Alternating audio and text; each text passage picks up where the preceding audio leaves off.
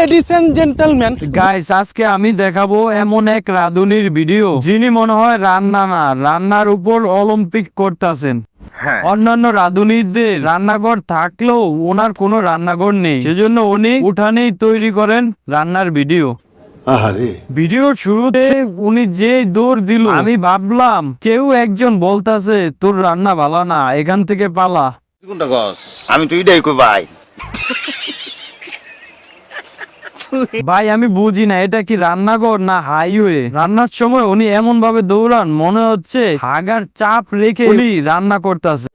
মানে কি বলবো, যাই হোক ভাই হাগার চাপ আইলে আগে হাইগা নে পরে রান্না কর, তবুও এইভাবে দৌড়ায় ভিডিও করিস না। মানুষ তোর উপর বিরক্ত, তুই বুঝোস না কা? ঠিক বলেছিস। এখন আপনারাই বলুন এই রান্নার কি নাম হওয়া উচিত? আমি তো অলরেডি একটা নাম চয়েস করে ফেলেছি। বলো বাবাজি। সেটি হলো run and cook challenge Kolkata edition. এই নাম রাখার কারণ ভাই আমি দেখতাছি উনি রান্না করে কম দৌড়ায় বেশি। এটাই বাস্তব। তবে ভাই একটা জিনিস মানতে হবে, এই রাঁধুনির এনার্জি দেখে আমি নিজের কাছে নিজে লজ্জা পাই। কেন?